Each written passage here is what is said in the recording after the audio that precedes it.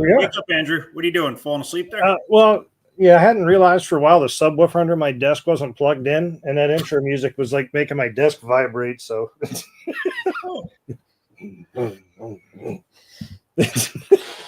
alrighty then. Gotta have it with bass. Wow, I made Nico speechless. Good evening, everybody. Good evening, everyone. Is that a non-alcoholic drink? It's Long Island iced tea. You gotta cope with me somehow, right? Yes. Don't worry. Straight water. Larry Otis says, Nico, the light, I'm blinded. Yeah, no, I forgot to turn off the light above me. So we hope everybody is doing well tonight. We got Mick with us from GRNews. He's going to talk to us about GRNews. He's got some updates for the NGRC coming up. I believe he's also going to talk about some efforts for club membership type stuff. Nico's got some new products he's going to show. We're going to talk about the Great Lakes Large Scale Train Expo that is less than 2 weeks away. There's going to be a Great Lakes Large Scale Expo? Yeah. Expo. Yeah. Not the Stark Expo like one guy keeps telling me. Yes. So let's hear from our sponsor Splitjaw, and we will be right back to start hearing about what's going on. The following episode of Large Scale Live is brought to you by Splitjaw, makers of quality metal products for the G-scale modeling world. For rail clamps, expansion joints, bridges, and more, Splitjaw Products has you covered. For more information, visit their website at www.railclamp.com. Oh, I see you took care of that glare problem. I don't have my hat in here. There you go. Wait a minute. You happy, Larry? Here we go. I can wear this. No, we don't want one. No, okay. Not Christmas in July yet. Please no. All right. Well, I guess let's talk about what's coming up. As always, head on over to largescaletrains.com, our website. We have as soon as I get to it. You should move the logo to the other side for Splitjaw. Move this to the other side over here? Yeah, it would look better. I think you are correct. It's covering the train. Come on. Yeah, I will fix that. Not right now, but I will fix that. People may recognize that image. That's from the Ruby Garden Railroad. You may have seen several videos of that on my channel. Very wonderful layout. Looking forward to visiting that again. So anyway, over on our website, go to the events calendar. And as always, if there's an event coming up that is large scale related, or say your club's setting up at a show or something and you want to put it on the calendar, come over here, put on the event submissions, and we'll review it. And if it meets being large scale, we'll add it to the calendar. So as always, what do you define large scale as? What do I define large scale as? Well, for the purposes of our show, I can't think of the proper metric terminology, but at the moment, but anything that runs on G gauge track, 45 millimeter. Yeah, there you go. I consider large scale. So if it's large scale, I will gladly put it on the calendar. Not that I have anything against other scales, but I'm trying to provide a place that you can go if you're specifically looking for large scale. So coming up in a week, right? Yep. The Northeast Large Scale Train Show, May 3rd and 4th, up in Massachusetts. You will not see me there, unfortunately. You will see Nico's smiling face. Unfortunately, go ahead. Is that? Unfortunately, there's one of me and only so much time, and I can't make everything happen at once. So I'm hoping to make it back next year. I'm making it happen. I don't know why you can't. Well, you're also willing to be away from home for like a week. Over a week, but that's it. Over a week, yeah, like a week and a half. So the Northeast Large Scale Train Show will be coming up next Saturday and Sunday. And then, of course, less than a week after that, because it's a Friday-Saturday show, will be our show, the Great Lakes Large Scale Train Expo in Girard, Ohio at the Metroplex Expo Center. Wait, you jumped too quick. I did? I wanted to say something about the Northeast show. Oh, go for it. I didn't interject, but then you were still talking. So I then, patiently waited, and then you just, blew me I get out. like an electric buzzer on me and give you a button so you can shock me when I need to stop. Yeah, that would work. Sweet. So just, yes, we will be there at the Northeast show. In our booth, or at our booth, will also be the Large Scale Live banner and flyers for this show. And so I will also be representing Splitjaw. So Splitjaw won't be there, but they will have a couple things which David is sending to me to display. So that will be also incorporated in our booth. Dang. Now you may proceed. Now I may proceed. Okay. So as I said, less than a week away, Great Lakes Large Scale Train Expo, which we will talk more in depth about a little bit later in the show, since it's part of our topic tonight. Then coming up May 4th to the 7th is the Midwest Garden Railroad Gathering in Tulsa. This is the third annual show. Of course, part of our topic tonight is the 40th National Garden Railway Convention. Mick will have some updates for us on that. That'll be June 18th to the 22nd in Sacramento. And finally, the Big Train Operators Convention in Helen, Georgia will be July 13th to the 18th. And as always, if you head on over to largescaletrains.com, you can click on any of these for more info. I've got links to go to the official websites so that you may go there and check them out. So that aside, I think Nico has some new product announcements he'd like to mention. Hold on, I'm typing a note to people here.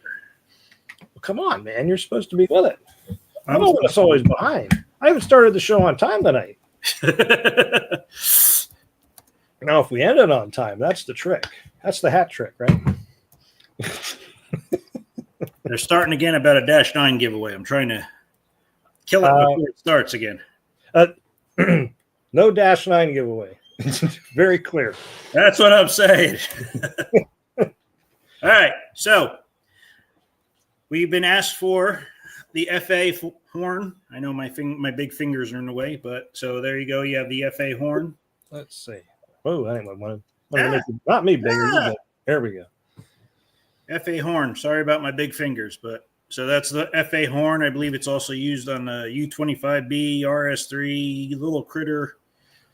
Fingers for scale. Yep.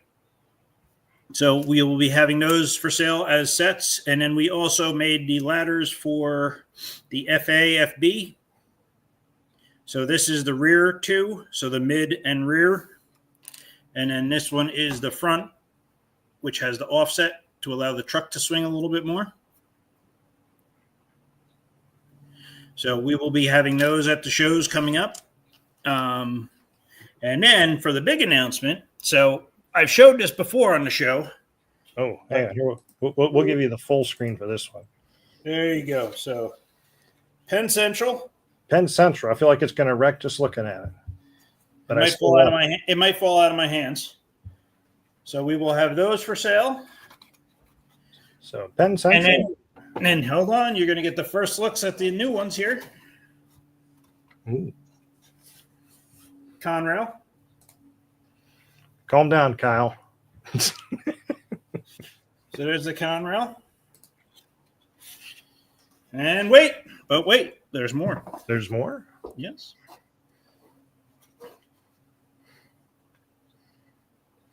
Ooh. Pennsylvania. So these will be available at both the Northeast Show and the Ohio Great Lakes Large Scale Expo. The show price is $195. I tried to keep it as low as I could, but is that one yours? I don't know. Did you pay for it? I tried to keep the price as low as possible, but but just between the trucks, the couplers, the decals, these are all. So just so everybody can see, these are not 3D printed steps on this side here. These are actually stainless steel rungs. Really? So they're not plastic. They're not going to break if you just touch them. Also, the steps are replaceable. These are screwed in. So if you do happen to break one, you can replace it. So again, just the cost of everything. I tried to keep it as low as possible, but and then just looking around too, and this is not basis on my price, or I did not base my price on it, but there are other gondola kits available, which are around the $200 range, and no, not plastic wheels. They come with these are KD trucks with the metal wheels and 907 couplers, but it will also fit 906s if you want them on there, or if you want to go to the 1 gauge, those will fit also. And they're 129 scale as well. 129th, right? yes. And Ted was asking if they're modeled after 60-foot long cars. These are the G36 gondolas. I believe they're like 53 foot. Okay. I'm looking forward to seeing those. We'll have limited number at each show available. Once they're gone, they're gone. Very nice. So that's what I have new products-wise coming out. Well, Tom, I'd say if you'd like a Conrail gondola, you better be at the show here in Ohio early so you can fight Kyle for it. Well, the other thing, too, I've had a couple people email me about paying ahead of time and, picking it up at the show. I want to give everybody a fair chance. I didn't want to start selling them off here and there, under the table. So thank you. It's also Vinny, too. Vinny actually designed the whole car. Nico didn't pay him at all. No. Is it? Well, he gets enough out of the business. Is it possible to buy a body only? Yes, if you want to buy a body only, we can do that. Again, once the shows are over, then we're going to start producing small lots, probably like 4 at a time, and releasing them. But yeah, if you wanted a body, you just let me know, and we can arrange that. Let's see, you got some questions. Any West Coast road names? It's in the plans. In the plans. Yep. We're planning on doing other road names, patching ones for CSX possibly, or any other. Try to stay prototypical to who had them. Okay. But if somebody really wants something that, I'm all ears. Money talks. I agree with the engine yard. I need a new body. Yeah, me too. I need new knees, new ankles. That's what I said this morning when I woke up from working on the layout yesterday. Like, oh, it hurts. Yes, Randall Chessie is another one we're thinking of. Sweet. All right. Do you have any other products or anything, Nico? Or is that? That's. I figured you saved the best for last there. Yeah, I tried to save the best for last with the gondolas, but yeah, that's what we got going on. That's what I've been working on for the past, I don't know how many months. Sweet. Well, I'll tell you what, we'll hear from our other sponsor, melovetrains.com, and we'll be back with our guest, Mick from GRNews. As soon as I click this button.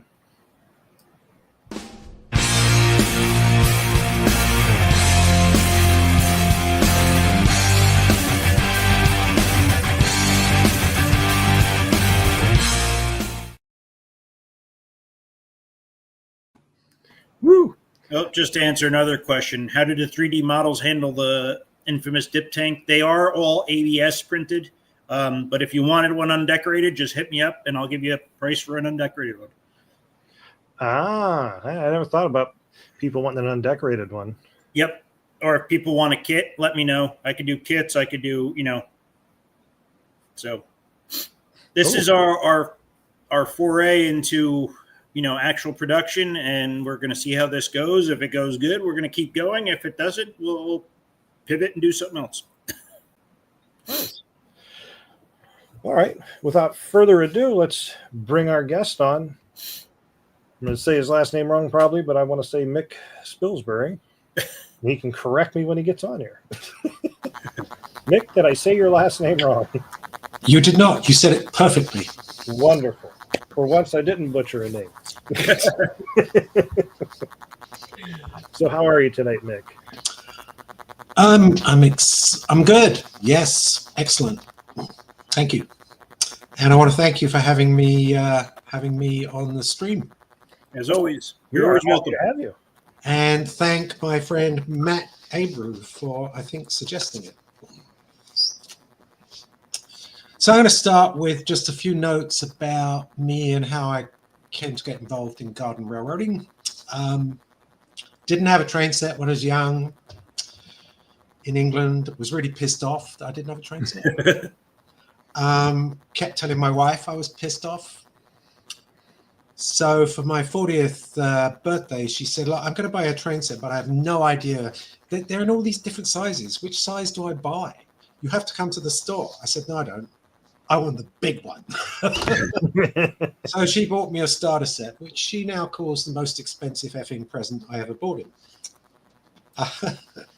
So when I got this stuff, I became a member of the Bay Area Garden Railroad Society. Like a lot of people 30 years ago, I was really motivated by what Jack Aducci had to say about how to design a railroad. And my first railroad was very complicated and was featured on the front of Garden Railways magazine and was a total pain in the butt to maintain, which I didn't really. So my wife kicked me out of that area of our yard and said, you build me a vegetable garden. And so then tracks started appearing in our front yard. And she said, that wasn't a deal. I said, well, I've got 5 beds down there, raised beds. So each one's going to be a different city. And I'm going to run trains from between the 5 cities. So we compromised. My new layout is much simpler and it's in my front yard. I've been a member for Baggers for a long time. I've just completed 6 years on the board, which, as any of you who've been on the board of a Garden Railway Society will know, is plenty enough, especially being president for 3 years. And via Baggers, really, I got involved in GRNews. And so I'm going to cover 3 topics today. I'm going to try and keep my remarks brief on each one. The first topic is GRNews. The second topic is the convention in Sacramento. And the third subject is what we're doing in Baggers to try and recruit new members. I'll pause between each one for questions. So GRNews. So I'm going to try and tell you a story. I'm going to tell you a story that started back in the summer of the year 2000. If you remember that, we were sheltering in place, mainly. And like a lot of people, actually 30 of us are in the Western United States, from Colorado to California. We got a call from this guy, Bill Derville, from the Rose City Garden Railroad Society in Portland. And he said, I want us to discuss the disappearance of Garden Railways magazine.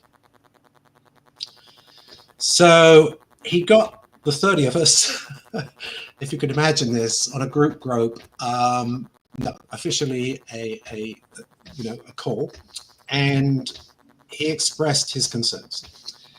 His first concern was an important vendor to Garden Railroaders channel was gone. He expressed his concern that a channel to support national conventions had just disappeared. and that a channel to share ideas with each other was gone. So what are we going to do about it, he said. And out of that came the idea of not a digital magazine, but a digital newsletter might fill the void. Great. Well, we could write it. But how are we going to distribute it? Well, via clubs. That seemed the obvious answer. But how do we get their contact information? So 3 months were spent by at least 20 members of this task force tracking down clubs all over the country and finding out who the contacts were. At the end of that, we had identified 84 clubs in North America. And then that is how we distributed the first pilot issue. Now, how are we going to get it to them? Well, it was pretty clear to us that sending it by email was not a good idea. Emails with attachments are likely to get rejected. So we knew we had to set up a website. And then we signed up with a company called Orange Docs, which hosts things that people want to distribute. And that is how the first pilot edition of GRNews went out in October 2000. We called it an e-newsletter because it mainly comprised reprints from Garden Railway Club's newsletters. You mean, hey Mick, is it 2020? Not 2000, right? 2000. 2020, sorry. 2020. Yeah. Okay. Yeah. It says 2000 in my notes, but they're wrong. 2020. It's okay. I was going to say. I said tonight's live stream was last month, so we're okay. Yeah, so 2020. So the first edition went out, excuse me, sorry for that, in No worries, October 2020. I was just thinking, I'm like, wait, I don't remember seeing GRNews before like 2020. So we called it an e-newsletter because it was reprints of stuff we acquired from Garden Railway Club newsletters. And it had 10 small complimentary ads. And it was read by about 900 people. Okay, so instead of sort of dragging you through the last 5 years, let us move forward. Okay. 4.5 years later, and 28 editions later, Oh, GRNews has progressed. First of all, there's far more original content in GRNews than material from club newsletters. So that is content that's got to be sourced, got to persuade people to write stuff, it's got to be edited, or it's got to be written by us. Let me answer a question there, Mick. What if somebody wanted to submit an article? How do they go about doing that? Easy. They submit, first of all, they should just write a brief email to the editor saying what they would like to do. And that address is editor@grnews.org. So just that, the person that's going to is Carla, and I suggest they just write and say, you know, I'd like to write an article and this is what it would be about. Okay. We love getting emails like that. wonderful. What I will say is this, that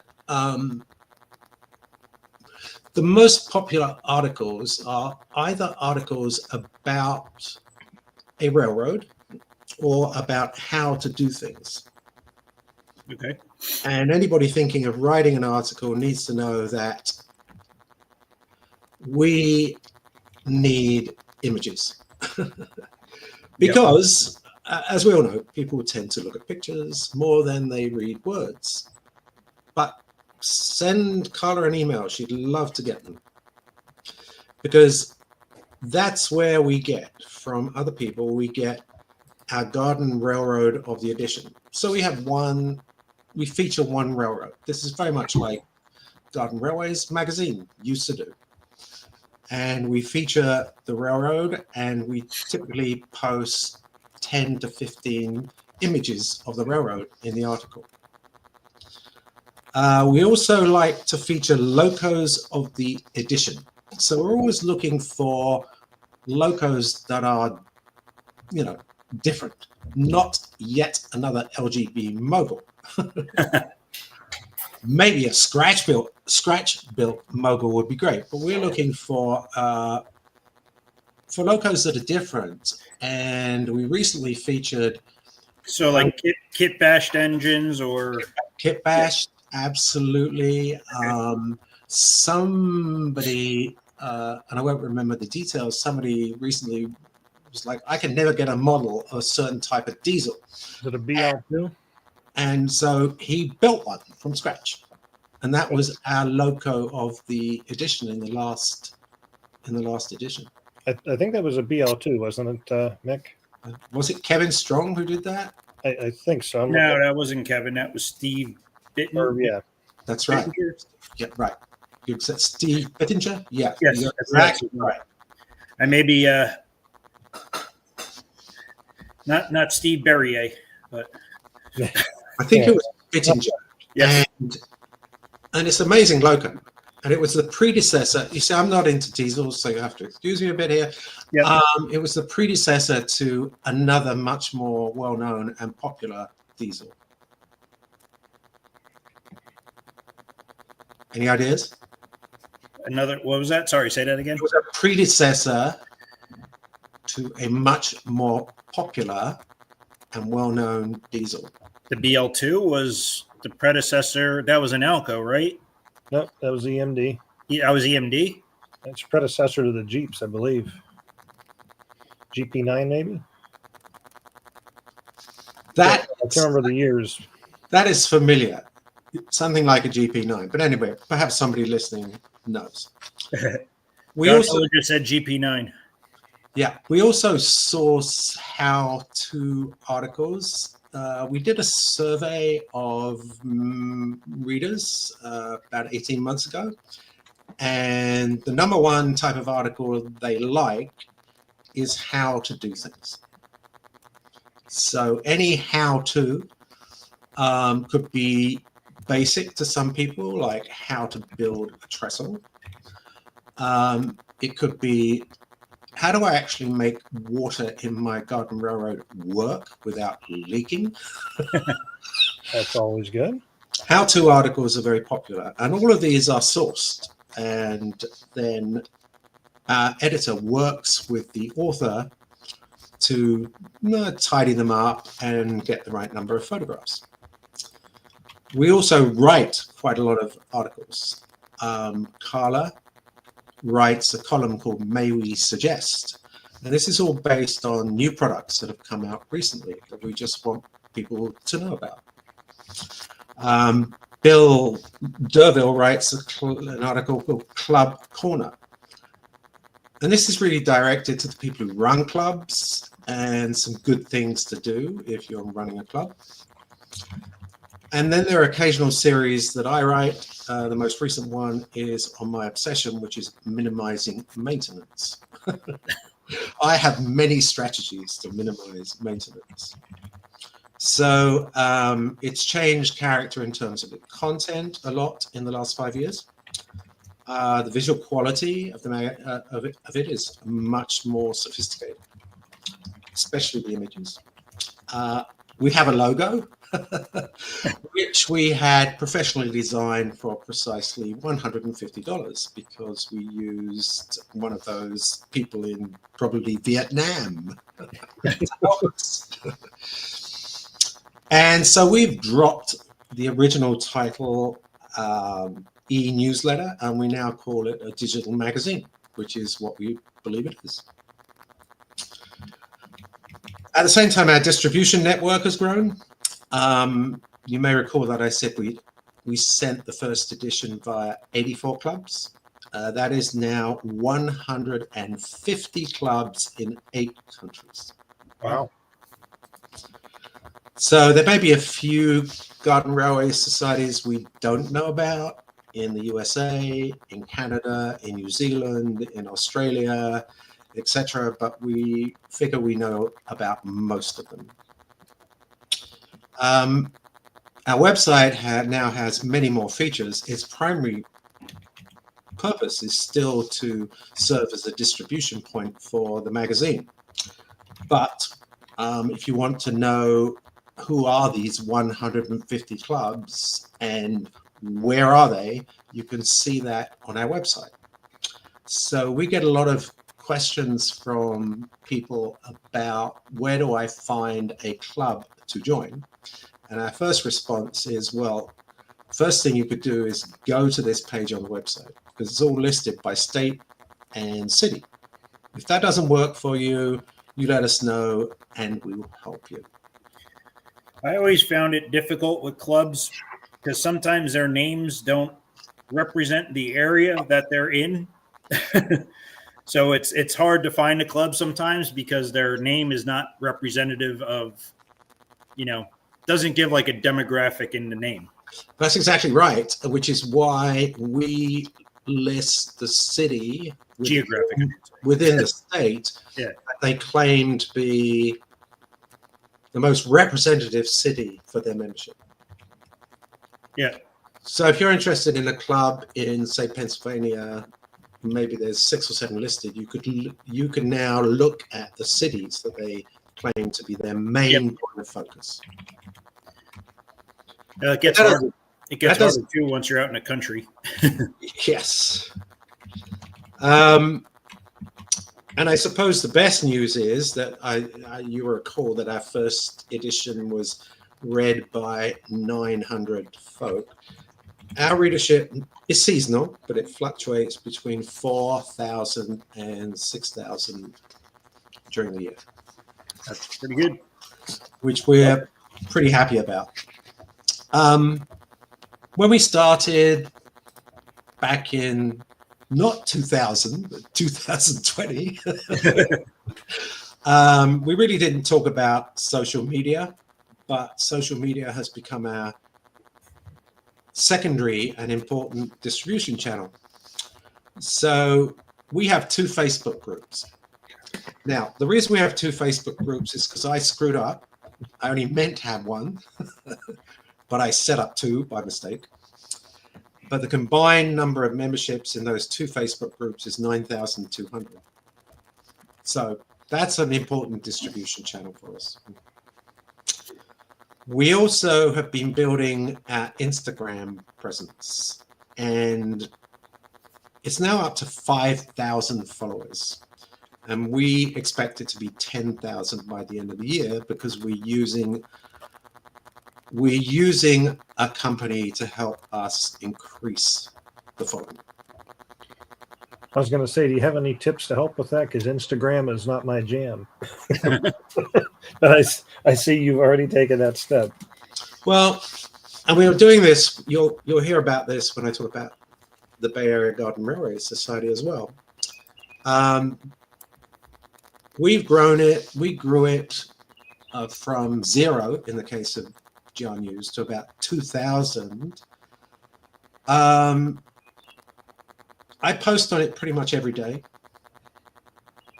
I've learned that posting videos is more popular than posting still images. Makes sense. Trains move. And I used, you can boost images using Facebook. We now have signed up the company called Path Social that helps you grow your following.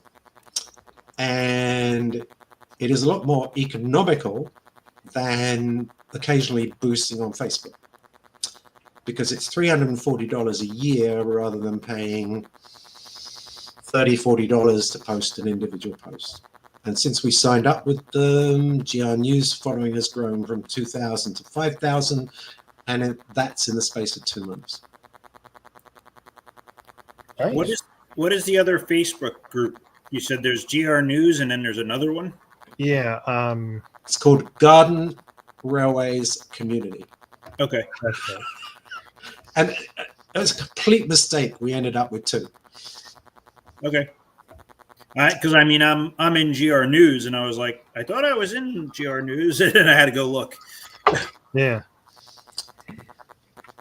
So that's what we're doing on social media. So advertisers, I told you that there were 10 small complimentary ads in the pilot edition. Yes. We've now had more than 50 suppliers advertised in GRNews. And the most important point is that they're paying rates that in cash terms, are 85% lower than they paid to Garden Railways magazine 6 years ago. So in real terms, assuming that prices would have gone up in Garden Railways magazine, they're paying about 10% of what they used to pay in Garden Railways magazine. And the reason we can do that is because we're not paying staff and we're not paying to print and distribute a magazine. It's a lot of overhead to carry. It is a lot of overhead to carry, and we're happy not to have it. As we grew about 2 years ago, we decided we needed some regional advisors to help us stay connected to clubs and help us to source articles.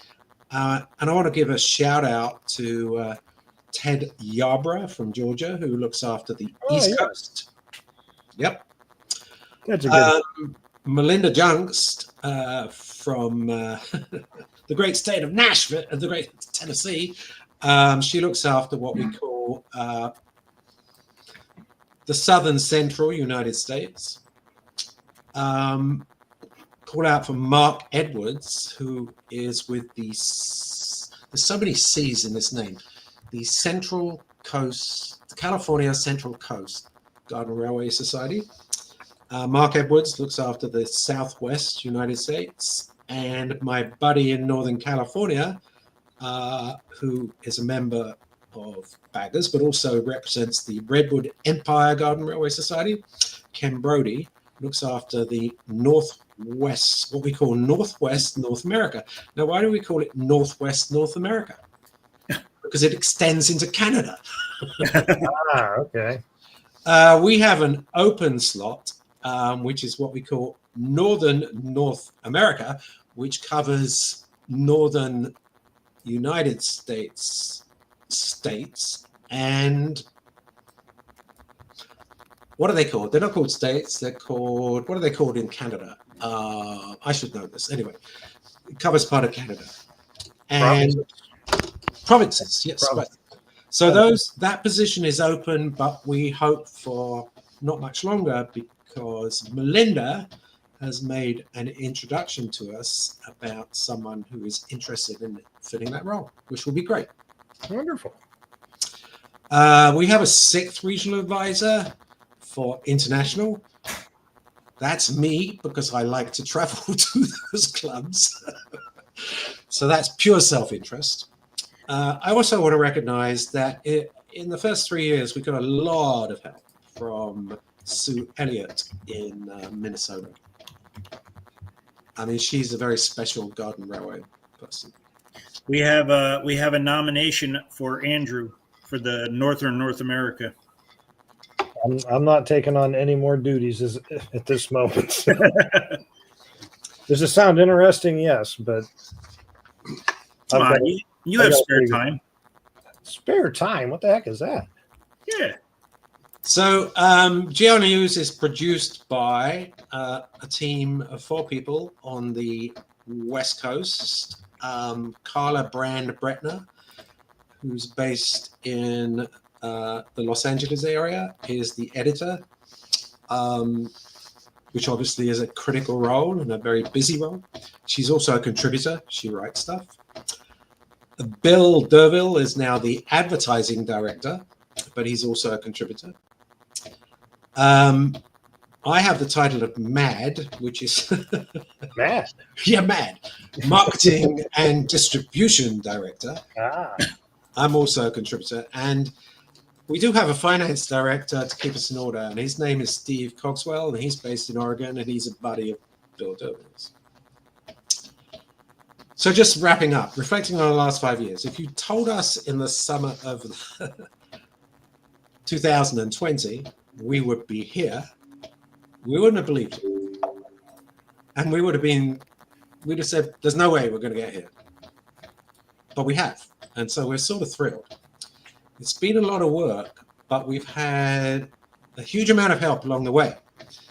And I want to thank all the members of what we call the GRNews community, which include the readers, contributors, the clubs, the advertisers, and partners that we work with, like Orange Docs and Constant Contact, and also our social media followers. Because without all of them, this would never have happened. Last but not least, what about the future? Well, the future is more editions until we drop. None of us are spring chickens, actually. So we are going to have to sort of start doing something about succession planning, which will probably involve in bringing in like assistant editors, first of all, and there are parts of my job that can be broken out and done by somebody. But I'm not going to tell you how old each of us is, for fear of embarrassing me and everyone else. But we are going to have to do some succession planning. But in conclusion, we're very happy with where we are, and we want to thank everybody for helping us get here. Larry's got a suggestion for you. Yeah, bring people under 60. Exactly. Precisely right. Yes. I mean, actually, Larry, I'm thinking that the person who takes over social media needs to be under 50, if not under 40. Jed is saying that Andrew is young again. He's throwing Andrew in there. Yeah, but Andrew's claiming other responsibilities. So. He's full of it. Full of responsibility. No. It's a burden. So that's what I had on GRNews. Well, thank you. Of course, by the way, if you're not reading it, you should be reading it. And all you have to do to read it is, it's free, of course, and you go to www.grnews.org. Yeah, scrolling right at the bottom of the screen. And you just click current edition. You can also read the 28 previous editions if you have trouble getting to sleep at night. It's all there. You don't offer any... You don't offer them in print if somebody wants them, do you? Yes, we do, actually. They're at the end of each edition, there is a note about how you can get print copies. Okay. But you have to pay for those. How much does that cost? It's about $9-10 an issue. Oh, that's not bad. No, it's not bad at all. So it could, if somebody wanted to, could they get like a subscription to it where they just get it in print every? Or you have to order each one? No, we don't. The reason we don't offer that is that would require us to maintain a database. Of subscribers. Individual subscribers. And there are two reasons not to do it. One, we don't have the bandwidth. And number two, we don't want the security responsibility of having individuals' email addresses. Yep. That comes along with that. Kevin asked, how often is it published? It is published 6 times a year. So there's a January, February edition, April, May edition, so on and so forth, for 6 editions a year. Okay. And are they, and you said when do they come out? So our goal, take January, February edition. Yeah. The goal is to have it out early in the second month of the period. Okay. But we are a volunteer organization, and we don't always get it out exactly then. Yeah. Right. So we have some leeway because we're volunteers. So we try and get it out in the first half of the second month of the edition period. Okay.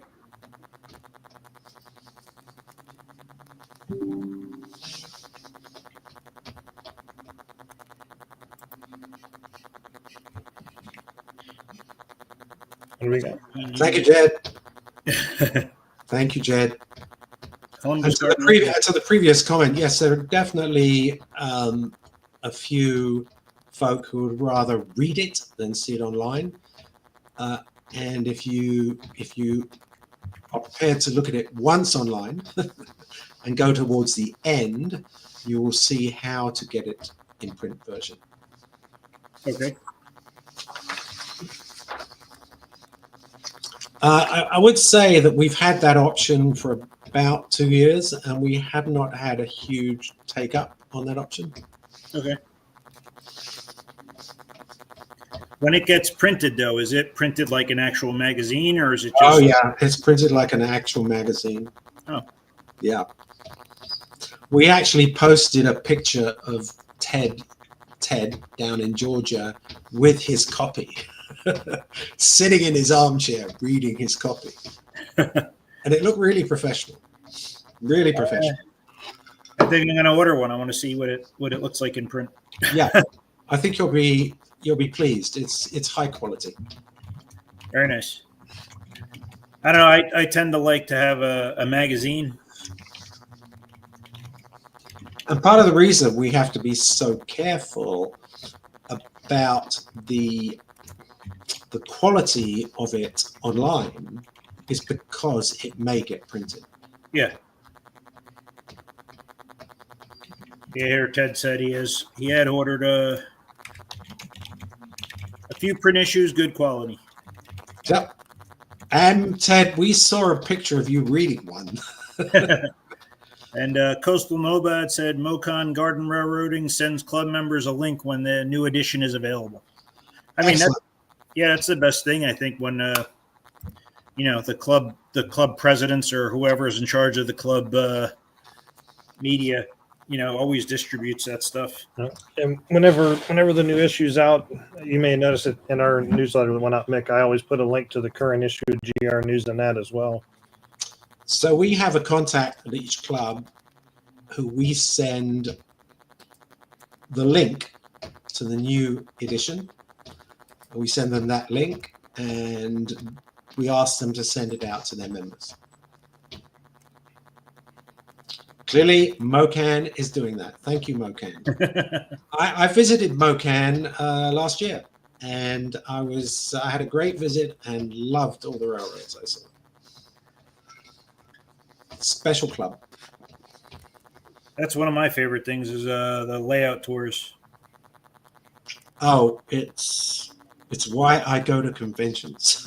Yeah, that's I plan on doing. I was trying to get out to the one this year, but I just couldn't swing it financially with the two the two this year. So on that note, I'll give you a quick update on the Sacramento convention, if I may. Yeah. This will be very brief. If you visit the convention website, you will see that it's coming together well.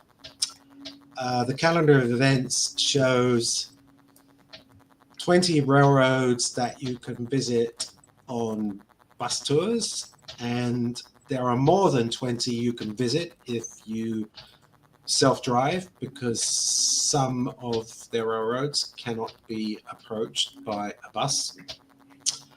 There's an opportunity to see more railroads in northern Nevada before the dates and in Sonora County, California after the dates. There's going to be a meet and greet at the Sacramento Valley Live Steamers Railroad Museum. Oh, nice.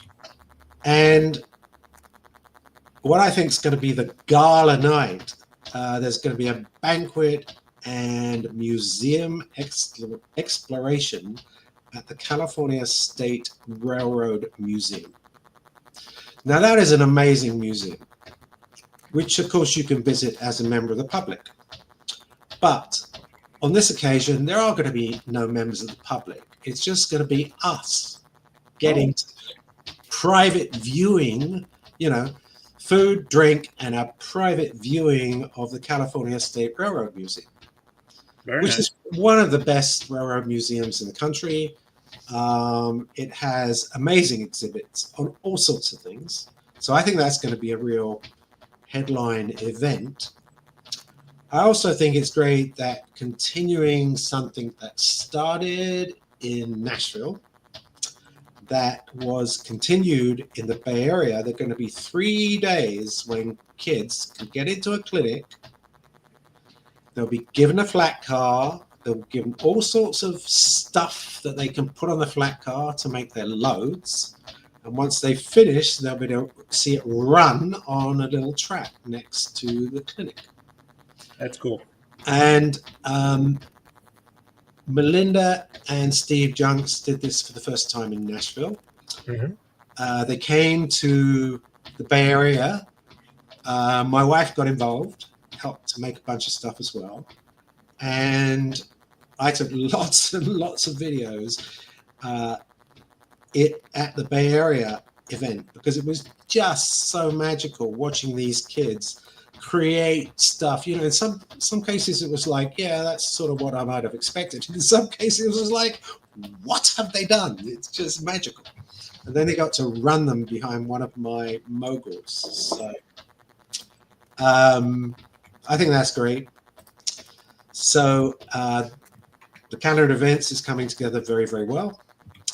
There is a clinic, not a schedule, but 9 topics are going to be delivered by 9 different presenters, and they run the gamut. I mean, from really practical stuff to more ephemeral stuff like how to take photographs of garden railroads, which is the one I'm doing, because I'm not very practical. Vendors, there's really a focus on vendors that will bring lots of inventory and will value pricing. I mean, Matt has a very strong view that having vendors who bring stuff that you could buy at any online store for the same price you can buy at an online store is not what you want to see at a convention.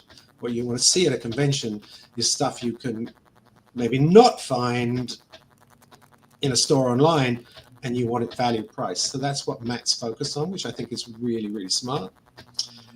And by the way, don't have specifics, but registrations to date are right on track for the Sacramento Valley Garden Railway Society to reach or exceed their goal. And that's what, 100 tickets or? No, way more than that. Way more. I'm sorry. Yeah, I'm not supposed to talk specifics, but I mean, you know, it'd be good if they sort of got where the Bay Area Garden Railway Society got, which was in the mid 300s. I was trying to say 1,000, but I don't know why 100 came out. No, the mid 300s would be good. Okay. And they're definitely, yeah. And, you know, it's really important because each convention is underwritten by an individual garden railway club. Right. And garden railway clubs are not rich institutions. Yeah, it takes a little bit of money to get those going. So they take on a big financial obligation, and like other recent conventions, they have reduced that obligation by not booking in advance space in hotels, which is the biggest risk you can take. They've managed their risk, and they're going to do okay. There's a question from John Miller. It says, has a club stepped up to sponsor a 2026 convention? Not formally, and so I'm gonna articulate now a GRNews point of view that may not be universally popular. We don't think it's a bad thing if national conventions are every other year. Okay. I mean, after all, it's quite expensive for us to get to them, and it's quite a big financial risk for the clubs. But the other factor is there are a lot of regional conventions. And if every other year the focus was on regional conventions, that would not be a bad thing. Persuading regional conventions that they should do their thing in off years, probably impossible. But anyway, that's the GRNews point of view, that maybe every other year is okay.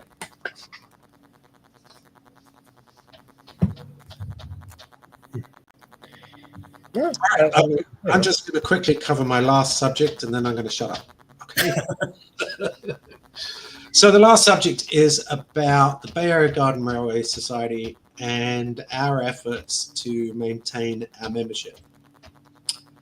The Bay Area Garden Railway Society, and lots of other societies, going to say, no idea what you guys are complaining about. I mean, we have 300 plus memberships. We lose 30 a year, and we've been gaining, recruiting 30 a year to stay level. And that's happened for the last 5 years, but we think it's going to get harder. So I don't know how many garden railway societies have a marketing director whose entire focus is looking outside the club and increasing awareness of garden railroading and the society. Well, we have one, and you'll not be surprised to hear that is me. That's what I love doing. Now, my blinding flash of the obvious. So I was taught this term, blinding flash of the obvious, a long time ago. And my blinding flash of the obvious is you cannot get people interested in something they don't know exists. Exactly. And 99% of the population do not know that garden railroading exists. Yes. It's amazing. I see people all the time that see it and go, I never saw this before. So that's a big challenge, but if only 1% know, if we could get it to 2%, that would be huge. So Baggers has started addressing that challenge in a number of ways. Just like GRNews, we are expanding our social media presence, especially Instagram. Now, why Instagram? Because lots of 40s and 50s folk are on Instagram. And those are people who might invest in garden railroading. So we have grown our Instagram following from 275 3 years ago to 4,500 now. And we're using the same support service that GRNews is using. And we expect to be at 10,000 by the end of this year and 20,000 by the end of next year. And I can't tell you how many members we're going to get from that. What I can tell you is that more people are going to know about garden railroading. We've decided we need to do a much better job of welcoming and integrating new members. You know, garden railroad societies can be very sort of introverted. And there can be cliques inside too, like certain groups just kind of old boy networks, you know, and we need to do a much better job of reaching out to our new members, welcoming them and integrating them, because the best source of more new members is new members. Oh, yeah. Because they bring a whole new group of friends. We're very lucky to have a steamer group, a very active live steam group, and they make appearances around the Bay Area, so that's really good. We've recently updated our website our website tended to be more for members than for the public. Now it's split into. There's a section for members. They sign in. That's where they do their stuff. But if you don't sign in, it's all about promoting the club. And although we only launched it about 6 months ago, we're getting many more inquiries about where can I see a garden railroad, which is great. But where can they see garden railroads? So I'm sure you're all familiar with the fact a lot of people who own garden railroads, they're not too keen on advertising their garden railroad. They have security concerns, right? Yeah. Legitimately. So given that the key for us of all of this is getting people in front of garden railroads. That's the key. We've got to get them in front of an actual garden railroad. Not a live steam setup, not a modular setup, nothing at a show, in front of an actual garden railroad. Because as you said, Andrew, every time people come and see my railroad, they're not garden railroads, they're just like blown away, right? Mm-hmm. And you've had that experience. So we are trying to we have 7 areas because we're a big club, and we would like 2 railroads in each of our 7 areas that will welcome guests when they have an open railroad. So when we get people who say, where can I see a garden railroad? We can say, well, you live in X, and Mick's going to be open on May the 3rd. You can go there. Now, we're also encouraging our railroad owners who are not ultra security conscious to use Nextdoor to promote their garden railroads. If you haven't heard of Nextdoor, it's a social media app which is designed for neighborhood communication. All right. And so a lot of people, there's a lot of sort of boring stuff on Nextdoor about people saying, oh, I saw such and such a car going too fast down such and such a street, right? Or I've lost my cat. Has anybody seen my cat? But I've been using it for the last 3 years to promote my open railroads. And the great thing about this app, I live in a city of 45,000 people. And there are some areas that are very desirable and there's areas that are maybe less desirable. Well, there are 37 different neighborhoods within San Rafael. So I can select which neighborhoods I post in. And I post in most of them, but there are some I don't post in. Because the only people I've seen sleeping there are basically sleeping on the street. So I only post in certain neighborhoods. So I can be selective.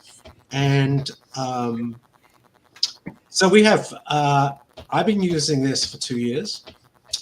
Over one weekend, I had 225 visitors to my garden railroad. We have another person in the East Bay who's been doing it even longer than me, and he has an email list, and he has a huge backyard, and he makes an extravaganza of it. And over a weekend, he's had 450 people. And we have another guy who adopted it last year and was blown away to get nearly 100 people. And we have another person who's going to adopt it this year. What we like about that is simple. 90% of the people who come to these railroads have never seen a garden railroad before.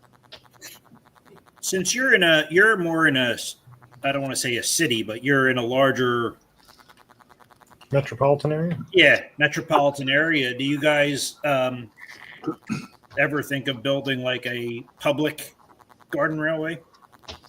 Well, interestingly, no, but there's we have a railroad down in the on the East Bay shore, which was it's built in and around an old railway station. Okay. And they have a inside layout, G scale, and HO, I believe, and they have an outdoor layout. and they are open regularly. So they open a couple of times a month during the non-rainy seasons. So they're a great resource for baggers. I mean, the key is get people in front of an actual garden row. Yeah. However you can do it, do it.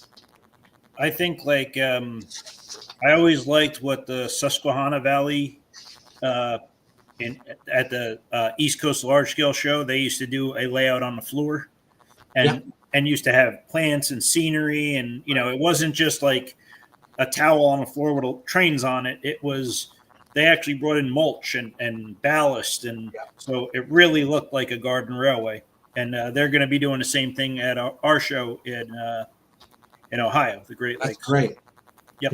And the Bay Area Garden Railroad Society in the past used to set up a railroad in the Golden Gate Park Conservatory, big conservatory, lots of plants, and they would put a garden railroad up there. The Redwood Empire Garden Railroad Society, which is it's the North, what we call the North Bay. I'm a member of it. Lots of baggers members who live near me are members of it. They set up a great exhibition at the Sonoma County Fair. A great exhibition. And it's not just, large scale trains on the floor. It's really representative of the Garden Railroad.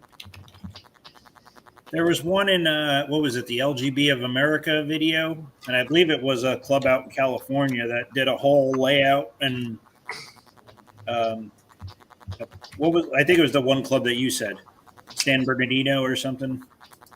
Well, Redwood Empire does that. Okay. They did it at like I want to say it was like a county fair.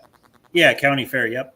But that's not the only. Yes, down in Los Angeles, there's an amazing railroad which is outdoors, and I'm going to forget all the names. We featured it in GRNews recently, and there are some community railroads that we're learning about. One in Texas, where just this group of people who are, can I say, a little bit older and are looking for friendships and something to do, have started a whole community.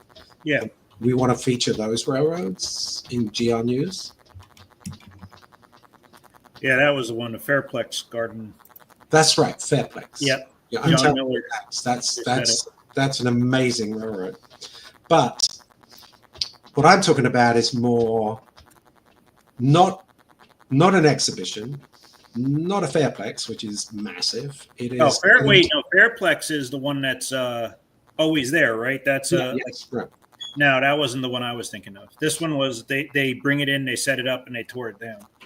What I'm talking about is getting people into my front yard, is it? Yeah. And just seeing this exist in somebody's front yard. Yep. Something which is achievable for anybody if they want to do it.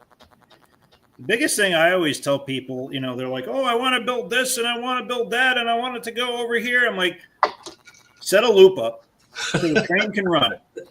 And I don't care, get a portion of it done, get the train running, and then you add on. Because I know so many people that, they have these dreams of grandeur and they're constantly building and moving dirt and doing it, and the trains never run, and then they just lose interest and they get burnt out. Yeah.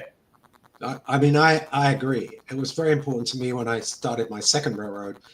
It started very simple. I just wanted to run a damn train, Okay, well, I've taken up as much time as I think I was allowed. If there are any questions, I'm happy to answer them. But I want to thank you for giving me a chance to be on the show. Oh, we appreciate you coming on, and if you want to come back on, you're more than welcome. Well, thank you. Just looking to see if anybody had any questions, but I think you were answering most of their questions as you went along, Mick. Yeah. And of course, Nico asked the question I was going to ask was how you get an article submitted, and that seems pretty darn simple to me. Yep. Just to recap, send an email to editor@grnews.org. Include pictures. Well, no, just to start with, I'd say I think just send a brief note saying, Okay. I'm thinking of writing an article about so-and-so. Just very brief email. Okay. Carla will follow up and ask for more details, but let's keep it simple to start with. Just say, I'm thinking of writing an article about X. And that's all they need to do. Carla will take it from there. There it is. I put it up there. Editor@grnews.org. That's right. I think I have something I'll send over, Mick. Andrew's going to write an article on how to put on a large-scale show. Oh, good. No, it's going to be on how not to do it. The mistakes I've made my first time. Good grief. So one last thought for both of you. I mean, I'm pretty involved in garden railroading in many ways, and yet until Matt told me about this, I didn't know about it. So, I mean, maybe that's because I've just been living under some rock, you know. But we'll do our best to promote it via GRNews and via the Bay Area Garden Railway Society. I appreciate that. Yeah, that's why we're doing is just to try and build awareness and keep people up to date of the goings on. Yeah. Mark Bartel said, "Do you have any pictures of your railroad Do I have any pics of my railroad that you could share?" How do I share a picture on here? At the bottom of your screen, you should see a button that says Present. and then it'll let you select videos or image files, and you can show them on the screen. Oh, I would just say make sure it's what you want to show before you show it. I can show an image file. Yeah. Okay. All right. Let's see what I can come up with. Yeah. Got to be careful what you show, right? That's exactly it.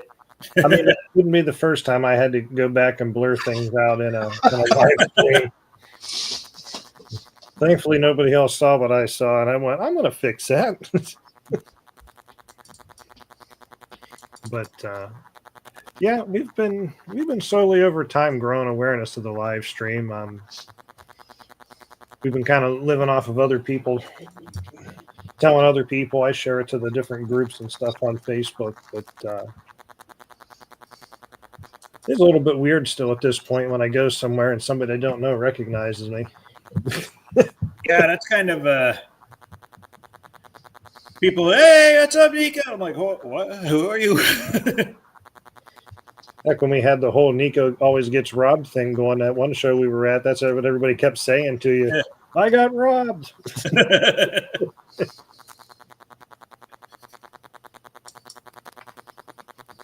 Well, I put one up there. Oh, let's see here. Doesn't have a train in it, but Oh, there's some cars. Oh, nice. yeah, this is Red Rock City. Oh, nice. A very bawdy town, actually. It has it has a dubious hotel in it. Yeah, my whole railroad is all based on a lot of BS about the guy who owns it, and Well, you have a website for it, right, Mick? yeah, so it's called bsrr.net, and so the fiction is that this guy, Baron Spilsbury, who wasn't a baron at all, but he convinced Americans he was, found gold in the canyon I live in and just took the whole canyon over and did whatever he liked in the canyon. So, you see the young lady, in the middle of the picture there? Yeah. Yeah, she's part of his security team. Yeah, you really have to go to the website to see all the BS. Yeah. So it's bsrr.net. There's lots of images on there, and there's the front of the loco going around the track. So this isn't. How large is the front? How large is your front yard that you have a layout there? The main line is about 150 feet. So it's basically a very long main line. It's like a huge sort of, what do you call it? Sausage type shape. Okay. And one end is the Black Canyon Mine, which is the source of all the Baron's riches. And at the other end is the town he built, primarily for his enjoyment, called Red Rock City. And the great thing about it from an open railroad point of view is there's a lot of viewing because it's long and thin. Okay. That's the way my first layout was. It was 180 feet tip to tip, but it had 20-foot curves at each end. This was actually, this was just based on the fact I got thrown out of the side yard and I had to do something in the front yard. And the front yard is long and thin because back of the railroad is a really steep bank. So, that's when you model an incline railway. well, that's what my friends keep suggesting, and my wife keeps saying, "Stop encouraging him." That's funny. My wife says the same thing to people about me. Don't encourage him. Yeah. I mean, so my daughter, who's an architect, she found a map of San Rafael in 1899. And my railroad is from 1899, supposedly. And she mapped my railroad on this genuine map. Oh. And not only that, but marked all my buildings on the map. And not only that, where land holdings used to be somebody, they were now Baron Spilsbury's land holdings. So she presented this to me, which I was thrilled. And Liz just said, "Oh my God, will you stop encouraging him? This is ridiculous." Yeah, so anybody who wants to know more about my railroad, just go to bsrr.net. Lots of images, lots of pictures, lots of videos. Wonderful. It's a railroad, and so I don't know about the rest of you, but I had, some guy came to look at the railroad, and I have sort of painted a lot of my roofs to be like they're copper. And he's like, "That is not prototypical." I said, "Why not?" He said, "It's not real copper."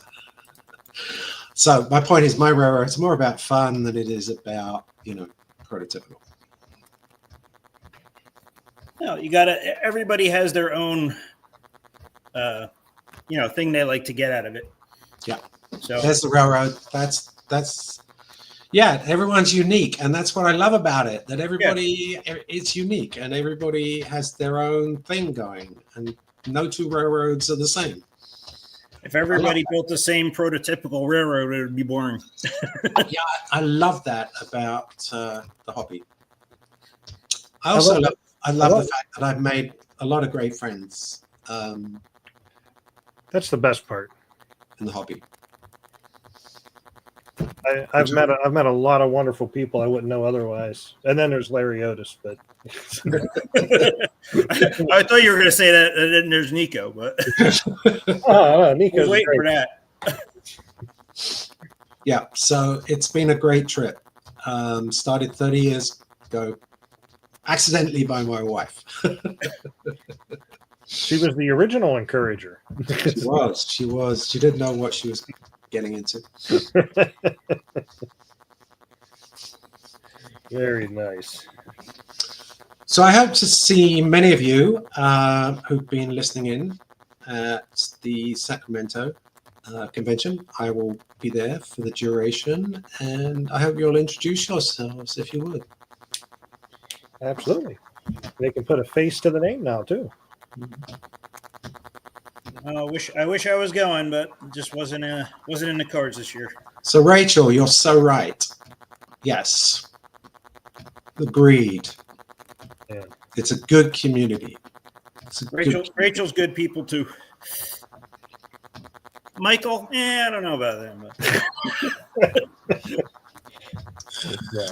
No, there is. There's a lot of amazing people. I mean, and that's really what's gotten me encouraged to travel to different events, and that is just to be able to meet people in person. I've met a lot of them through social media, but it's nice to actually get together and actually converse and hang out. That's why I used to look so forward to the East Coast show every year. It was just see everybody I hadn't seen for a year, like just a big gathering of friends and seeing people. It was just awesome. So I know it's a way ahead, but Nashville 2027. So, so Nashville was going to be what in 2000, and then it wasn't in 2000, then it was in 2021. Yep. And it was amazing. It was a brilliant convention. I mean, the people are just so friendly, and some of the activities were wonderful. All the activities were wonderful. And so I'm really looking forward to going to Nashville in 2027. I'd encourage people to make their way down there if they can. I'm planning on being there. I'm going to try my best. I will be there. It's only a 9-hour drive for me, so. Yeah, a bit longer. Well, we won't drive, we'll fly. Yeah. I'll have to bring all my stuff to sell, so. Yeah, that's the problem when you decide to take stuff, like I like to take stuff to run if I'm visiting a layout. So my SUV's got all the seats folded down in the back and it's loaded at the ceiling. They don't let you carry that stuff on the plane. It's wonderful. I just wanted to go back. There was one question. 2 pieces of Yagas Creek, Hanley, Flex Drive, Code 250. Do you know which rail is better, Code 250 or 332? So just from my experience, and you guys could chime in, 250 is fine. 332 is just stronger, for being outside. I don't know if you'd want to step on 250 if you had to, whereas 332, you could basically walk on it. 250, if it's supported. I know Yagas Creek had put a video up some time ago showing some laid in across the driveway, and they rolled a car across it, an automobile, and it was just fine. I think it really comes down to if you're looking for. I think Code 250 is what more considered prototypical for Yes. size of rail for what we're doing. If you're doing 1/32 scale, I believe. Yeah, but even 332 is oversized for 129. So I had to. I worked with another guy to sort of do a clinic at the most recent Baggers annual meeting, and it was really things to consider when you're building a garden railroad. And I just use 332. I just use LGB track. I'd never thought of using anything else, and I ended up reading a lot about the other types of rail. And so I'm now encouraging people to do the sort of research I did and read about the other sorts of rail, because there's different materials that have different strengths and weaknesses. And it was, if I'd read that before I got started, I might have been confused, or I might have chosen something else. So I'd encourage people to actually read, because there's some very good articles about the differences. Mm-hmm. Yep. I know. I don't know if you've had it. Have you had any articles in GRNews about it? No, that's a good point. I don't think we have. I know Garden Railways did a while back. They actually did an article on the differences in rail and stainless steel versus aluminum versus brass. Yep. And there's even some new materials now, different materials than just that. Some sort of composites that have these advantages or disadvantages. That's all I can say. I don't know the details, but you have just given us a very good idea for another article in GRNews. You're welcome. I hope Carla's listening. I hope she's taking notes. Because I think that would be a great article. Yeah. Yeah. And I hope that the two of you and anybody else listening who has suggestions about articles that would be helpful in GR News will let us know. You can let me know at marketing@grnews.org, marketing@grnews.org, or let Carla know at the email we already gave you.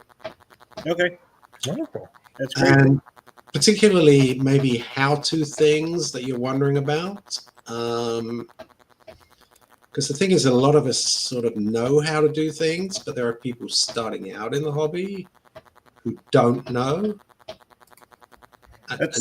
We try to do little tutorials on here every once in a while. Yeah. Just I have one that I already finished that Andrew won't let me show. So, Huh?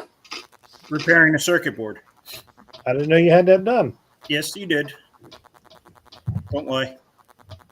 Don't lie. Anyway, That's a strong word there. my point is, I invite anyone who's got suggestions about topics we might write about, particularly how-tos. Let us know. That's what it's so if anybody's ever shorted out a locomotive on their track, the circuit board fries. it's how to repair those traces on the circuit board without replacing the whole circuit board. Oh, sweet. So Well, perhaps next month's live stream we can take a look at that. if you want, it's up to you. I told you I have it. I don't remember. All right. Wonderful. Okay, well, I'm going to leave. I'm going to leave now because I think I've said far too much already. Just want to thank you for having me on. Well, thank you. Thank you very much for coming on. Pleasure for having you. Thank you. Appreciate it. You're welcome. All right. So let's see what we got going here. What we can do. Let's look in here. How about we do a giveaway? Sure. All right. Well, we got a couple things going, but we will start with, as soon as I find it.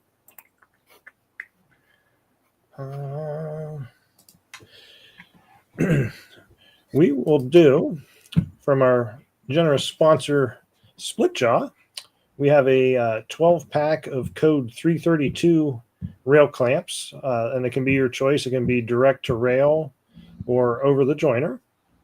If you would like to enter to win that, just enter hashtag clamp in the live chat for Facebook or YouTube. That's hashtag clamp.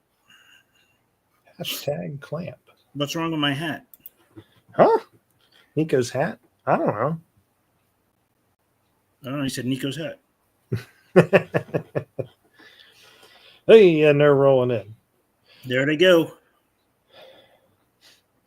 No, I got to say, it was in GR News. It was nice that came about when Garden Railways went away, and Oh yeah, the fact that it's free is even better. Now, the only thing I run into is, with a paper magazine, when it showed up in the mail, I went, oh, hey, I got to look at this.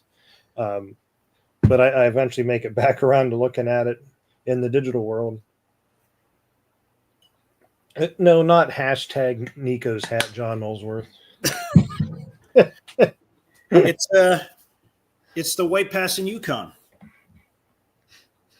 White Pass and Yukon. Yeah, what's wrong with my hat? I don't know. I didn't say anything about your hat. It's Kyle. I think you might have to talk to him about that in like a week and a half or whatever. No hashtag Speedo Larry Otis. Sheesh. So what's next on our agenda while people are hashtagging their clamps? They're hashtagging away. Yep. For the giveaway. No, we're not doing that, Kyle. I'll sweat in it too, so it smells like me. So let me get back to my other screen here.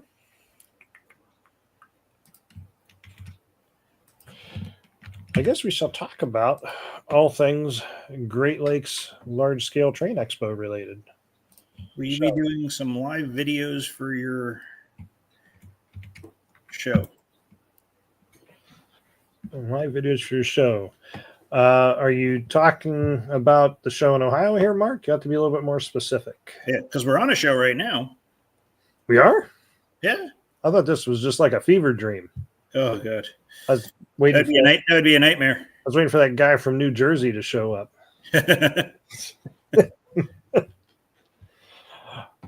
So the I still see some stuff coming in there. Larry, I got something extra special for you. Ooh. So I see Joseph Lipinski had a question there. What's that? Going to do a live video at the Northeast Large Scale Train Show. I don't know. We hadn't discussed it. Am I doing large? We had not. I was going to ask you if you had time, and we could do that. I can do that. It'll take about 2 minutes as Nico speed runs through there. Well, I don't have to show every item to everybody so they know what they're coming to shop for. But I don't have the microphones. Oh, yeah. So I'm not going to stop and talk to people like you did. Yeah. We'll have to get you hooked up with some of those at some point. Or something. Get you wired for sound. There you go. So I guess before I move on to what we're going to talk about, looks like the hashtags have kind of stopped coming in there. So we will go back to see who the winner of the not that picture, the 12-pack of rail clamps will be as soon as I find the screen that tells me who the winner is going to be. Where did it go? I don't know. There we go. So let's see. Stop that. We got to share a new screen. Okay. We have 46 people that have entered to be the lucky winner. And as soon as I put it on the screen, you'll see that too.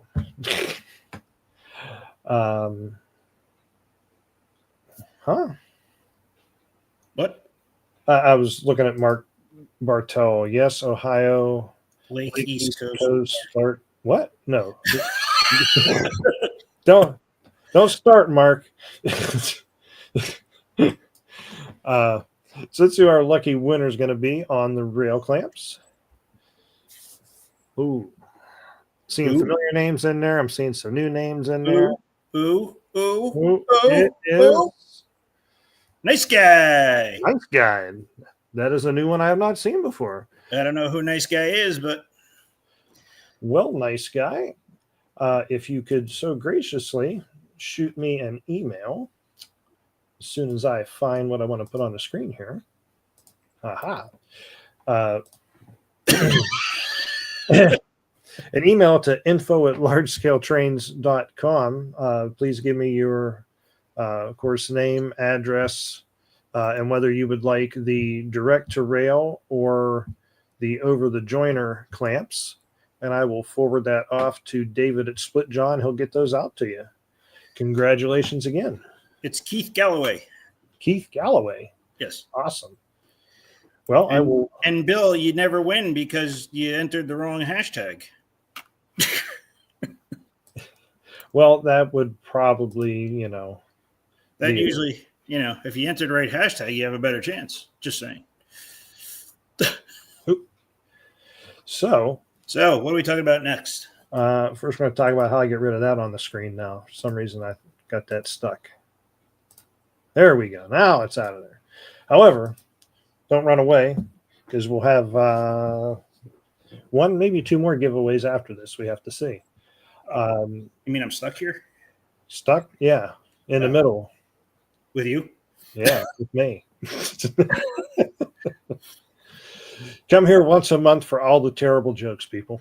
Yeah, we got to get somebody like on a Tonight Show, like play some drums behind us. I used to play drums. Has anybody played drums in the audience now? I used to play drums. Oh, yeah. I forgot about that. Yep.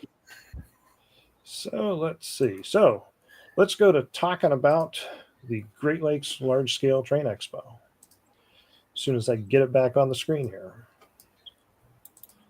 He's in his room. Who's in his room? Vinny. He said, "Where's Vinny?" I said, "He's in his room." He plays the radio. Coastal Nomad plays the radio. Plays the radio. Yeah. There we go. Great Lakes. All right. Now we're back on the right screen. So, when is it? Friday, May 9th and Saturday, May 10th.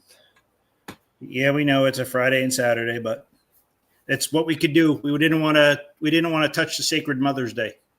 Yeah. Some mothers scare me. So I really don't need like a mob of them chasing me down. So that's what we ended up with. But 10 a.m. to 4 p.m. both days. Of course, if you buy your tickets online in advance, you get in a half hour early, along with a few other things. What other things? Well, let's see. I'm trying to get to that. Join us for the Great Lakes Large. Oh, And that video starts auto playing and about rocks me out of my chair. Not so much like the bass from the intro song today. So number one, we'll get you right in the door. Rather than stopping to pay for a ticket, we'll scan the barcode either on your phone or if you want to print it out, we'll give you your wristband and on your way you'll go. Of course, like I said, you get in at 9:30. Again, this is all buying online. Increased chances to win door prizes. So every paying adult that gets into the expo gets entered automatically into the hourly door prizes, which we'll talk more about here shortly. But if you buy your tickets online, we'll actually give you a second entry into that, doubling your chances. ooh. We also have a special prize drawing if you're among the first 100 to purchase your tickets online, which you still have a chance on that yet. We're getting close to that.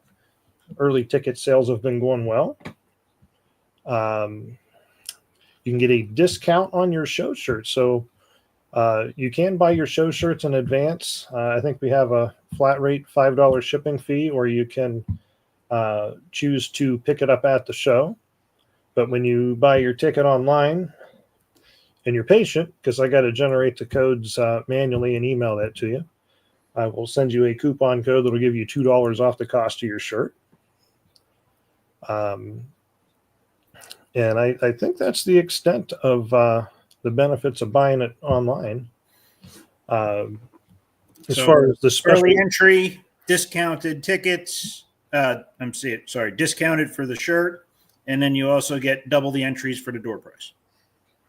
Yeah, I think that's a pretty good deal. Just to summarize that up. Mm-hmm. So, and I mentioned, trying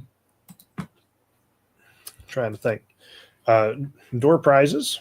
So I have done some updates to the website, and I think I did put that on there. Where's that? Probably scrolled right past it. Hourly door prizes. So we have had, I've got to say, I'm still a little bit in shock. Originally, I thought hourly door prizes over 2 days, that's 10 prizes we need. And I'm like, I don't know if we'll get enough stuff for 10 prizes. We might have to come up with something. And this stuff just kept coming, and it's still coming. So hourly door prizes is probably going to be at least 3 items per hour that we'll be giving away. And you have to be present to win. Yes, you do have to be present to win. When you first come in, depending on whether you got 1 day or 2 day admission, you will be given ticket stubs with the numbers on them. The other part will already be entered into the drawing for you. So all you got to do on the hour is listen. We'll have an announcement for the winners. Now, I don't know if we talked about how long somebody has to come up and claim it, but within a reasonable amount of time, we'll wait. But if nobody claims it, it'll get recalled again. So, yeah. So we have, as you can see, all kinds of stuff that's going to be given away. We have a starter set that LGB donated to us. KD has a set of their all metal, forget which models those were. the Roller 100-ton roller bearing trucks. Actually, I think they gave us some couplers too. I have to go and look. Circus City Decals gave us a set of their decals. It's for a Burlington Northern boxcar. Reindeer Pass gave us a couple things. They gave us 2 different numbers of their custom done covered Burlington Northern hoppers, along with, I think it's 2 10-packs of their branded clamps. Now, keep in mind, as I'm pointing these out, like Reindeer Pass, you're like, all this stuff isn't all one thing being given away. This is 4 different things in here. But USA or Charles Rose Supply, and I think I might be missing one out of here. Should be 8 cars total. 1, 2, 3, 4, 5, 6. Oh, okay, they're all there. Yeah. I came home the one night to 2 boxes stacked in front of my door. So they sent us 8 different woodside reefers. As you can see, all different ones there. Robbie at RLD Hobbies sent us 2 AML 3-bay covered hoppers. We got a Milwaukee Road and an Illinois Central Gulf, which I own the Illinois one myself. Oh, would you take? You took the door prize? No, I said I own it myself. I ain't gonna take the door prize. I probably should give away some of my stuff, but I'm not. Wait, maybe I am. We'll get to that.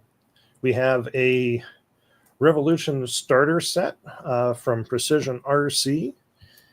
Mr. J. Kim. Mr. J. Kim. Turk Russell from the SVGRS, Susquehanna Valley Garden Railway Society, donated 2 cars to us. We got a 20-foot Aristo boxcar and a Heartland Locomotive Works cattle car. Trains with a Z. We have a CSX Ultimate Series 40-foot Uh, boxcar. No, Kyle, you're not calling my E8 because I'm not giving that to you.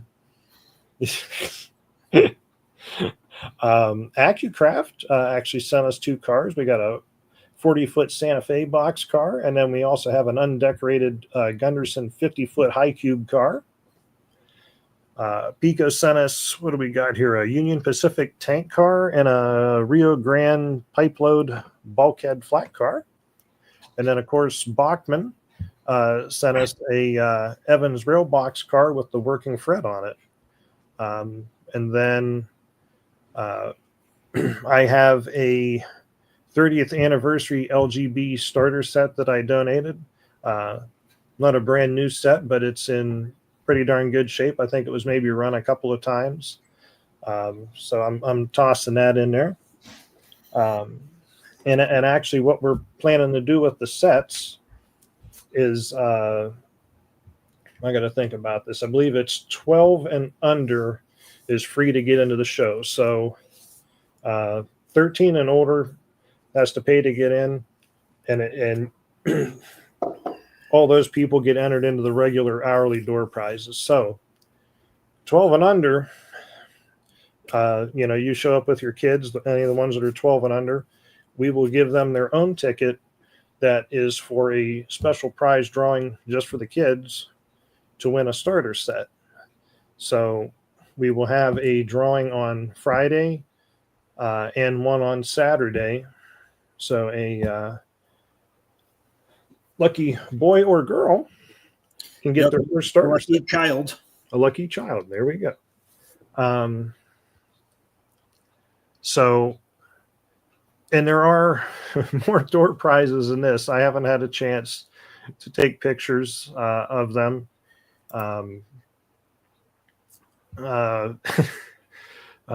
Believe it or not, there's another starter set. So I think the plan is possibly on Saturday we will probably do 2 giveaways of sets. I got some structures in that, and I know I'm forgetting stuff, but I will be posting. Yes, Mr. David Peters. Yeah, I don't have a picture of that to show at the second, David, but I will be. Any of you that follow the social media, you've probably seen all these images posted either on Twitter, Instagram, Facebook, my YouTube community section. if you watch, I will have these posted. I apologize, David. I didn't have a chance to get pictures of the stuff you donated to me to get up. But he was busy dilly-dallying. Yeah, that's what I do all the time is dilly-dally. So you have a question there. What's the question? Do I have a floor plan? Well, believe it or not, I always have a plan. Join us for the Great Lakes Large Scale. There you go again. And I thought that was a great idea, making that autoplay until tonight. So yes, we do have a floor plan. Let's see. Where's that? Expo map. This took many hours of my night and banging my head on the desk to make this. The predecessor of the show, the Northeast Ohio Large Scale Train Show, was in the same place for 4 years. So, the last year that it was pretty easy to make a floor plan. This was a bit interesting to do. So, off our main entrance, as you'll see up here, we'll have the Susquehanna Club out here with their layout. We'll have a couple vendors there in the lobby, and when you come into the main space, as you'll see, we'll have vendors across the front, several booth setups. Over here, you'll have Mr. Nico and 4-Track RR. And I can show the vendors list here in a moment. But and then the modeling contest modeling contest will be over here, which we've had a lot of great entries for that. And of course, the entry period for that has closed now. Yep. But I think you got a lot of good entries in it. I'm looking forward to seeing that. Yes. And then, of course, over on this side, we will have the Lakeshore Garden Railway Club. Will have their large modular layout set up. Columbus Garden Railway Society will be over here. I will have the switching puzzle layout set up. Making Trains Fun Kids Clinic, Steve and Melinda Jungst. We will have our announcements over here. They'll have a Hopper Topper Challenge that's being run by Mr. Jonathan Straczynski, loading hopper cars with an RC excavator. I'm sure that will go without issues. I hope he has a backup excavator. What happens if it breaks?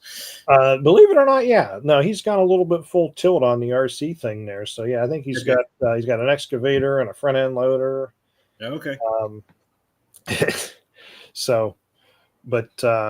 Let's see here. Well, as soon as I go back, this thing's going to autoplay again, and I'm going to curse it again. So let's see if I can. Bill said, nope, not going to autoplay. Why not give a starter set to the kid who wins the flat car contest? Is there a flat car contest? No. Okay.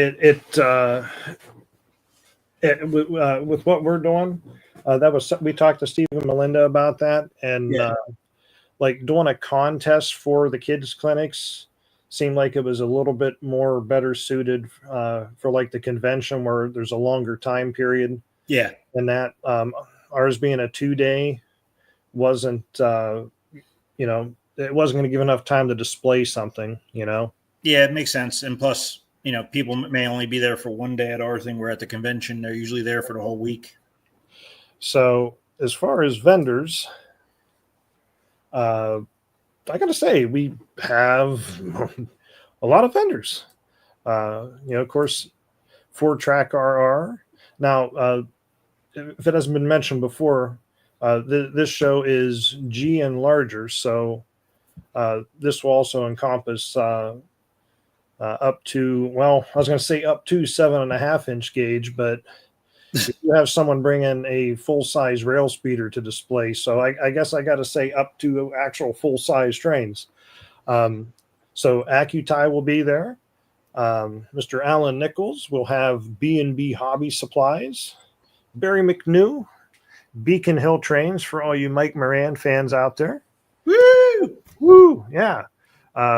Mike's trailer's all loaded and he's ready to go. He was like loaded, I think, a week ago. He's rocking it. Bill Kovacs will have Brian James, Canfield Train and Toy, CMR Products. Cuyahoga Valley Scenic Railroad will be there. They have a nice G-gauge setup that they do. They have a point-to-point setup. And then they also have a oval setup that they will let the kids come on over and learn how to run a G-gauge train. Is there a place to display models without having to enter the model contest? Well, I would say no, there is not, but The only thing I could say is if there is room on the modeling contest table, you'd be welcome to put it there, but obviously you wouldn't be, in the contest, basically. yeah, I really hadn't thought about just a place to just display in general. I don't know if we got room for that or not. I'd have to look into that, but I'll go with what Nico said for the moment. Of course, Dackman Productions will be there. Mr. Sean Conahay. He'll be signing autographs. Yeah, signing autographs. Have a drawing so that whoever wins he'll take out to dinner. No, I'm just kidding. Not eating jelly beans. Not eating jelly beans. So yeah, he's coming. He's going to come and do all the videography and cover it for us because we're probably not going to have time to do it ourselves. We'll have another independent vendor, David. I'm going to get it wrong. Brazy. I probably got that wrong both times. Dispatch Railroad Products at Halo. We'll have G-Scale Junction there. Gene's Integrated Engine and Sound. Of course, Mr. Straczynski will have his Hopper Topper Challenge. We'll have K&R Electronics. KDE will be there. KDE Quality Products. Of course, Large Scale Live, because we're going to be there. Who's that? Who? I don't know. When Mick was talking about succession earlier, I was thinking, I've been looking for my successor for a while. Hey, that should be the giveaway. The show? Yeah. You win a live stream. Lero Productions, Live Steam Alliance, Tom B. Trucks, Mahoning Valley Railroad Heritage Association will be there. They'll actually have a working telegraph key set up so that folks can learn about Morse code and sending it. Of course, Steve and Linda Junks will have their Making Trains Fun. MeLovesTrains.com, the Dixons will be there. Michael Setzer Hobbies. Mohawk Design will have Ohio Operation Lifesaver there to teach the young and old alike about rail safety. Railway Garden Plants, Raised Trains, Reindeer Pass Railroad, Shrunk 3D.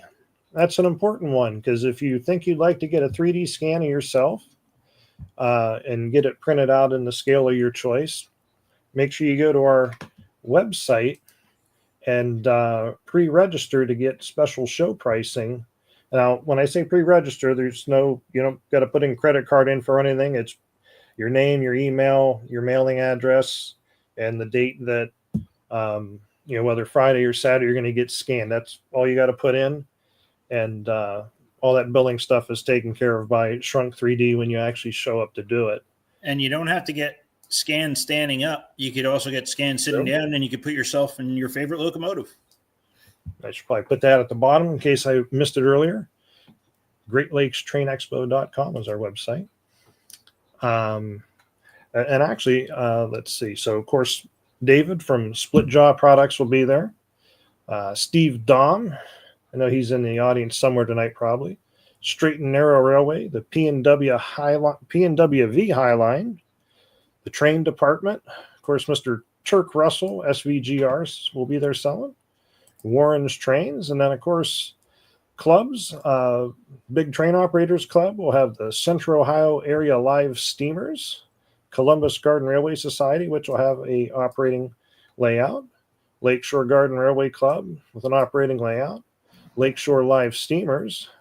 Northeastern Ohio Live Steamers. And, of course, the Susquehanna Valley Garden Railway Society with their fully landscaped garden railway.